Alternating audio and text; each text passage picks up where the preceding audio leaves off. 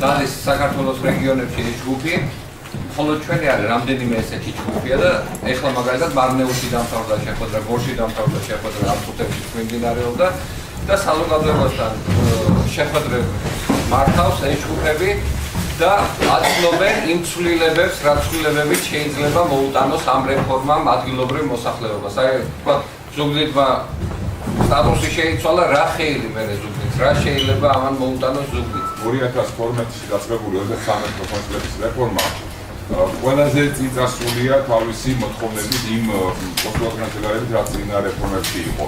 თუმცა ეს არ ნიშნავს იმას, რომ აი რაღაც ვიჩის მაშინ აბაშენებულა ყველაფერი და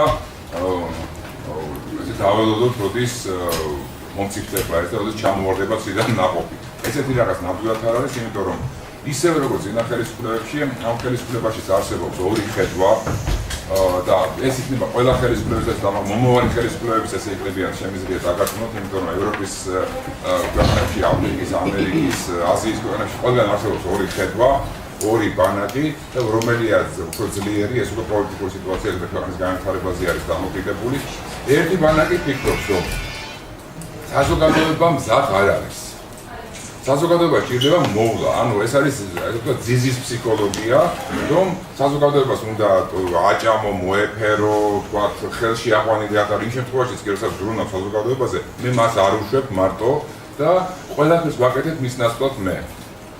გამომდის, არ გამომდის, ეს არის ერთი, მაგრამ ყოველ შემთხვევაში ჩემი სურვილი სიკეთის შემთხვევაშიც არის, რომ მე ვიცი, რომ თქვენზე უნდა ვიზრუნოთ, თქვენი მაღაზიაზე უშეწუხდებით და ყველაფერს მე გავაკეთებ.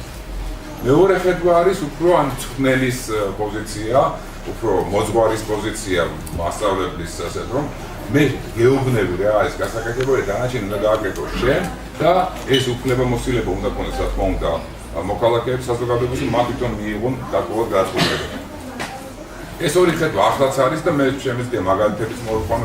სამოქალაქო კულტურის საერთაშორისო ცენტრი USAID-ის დაფინანსებით ახორციელებს პროექტს, რომელიც მიზნად ისახავს საქართველოს მოქალაქეების ინფორმირებას ახალი თვითმმართველობის კოდექსის შესახებ და ასევე საარჩევნო კოდექსის შესახებ.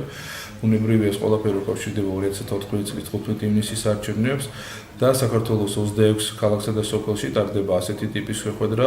დღეს ზუგდიდში გაიმართა სწორედ ასეთი შეხვედრა, სადაც ვისაუბრეთ ჩვენ დეტალურად ადგილობრივი თვითმმართველობის კანონის შესახებ იმ ცვლილებებზე, რომელიც განხორციელდა საარჩევნო კოდექსში, რაც ყველაზე მთავარია მოусმინეთ თავად მოქალაქეების პოზიციას, შევეცადეთ პასუხი გამოსცა ყველა მათ შეკითხვაზე და მთავარი რაც გახლავთ ამ პროექტის მიზანი ის რომ რაც შეიძლება მაღალი იყოს აქტიურობა 2014 წლის 15 ივნისის არჩევნებზე, რათა ის პროცესი, რომელიც დაიწყო გულისხმობ რეფორმას, კიდევ უფრო აქტიურად გაძლიერდეს და საქმე მივიყვანოთ ბოლომდე და კიდევ უფრო ძლიერი თვითმმართველობები გქონდეს ჩვენს ქვეყანაში.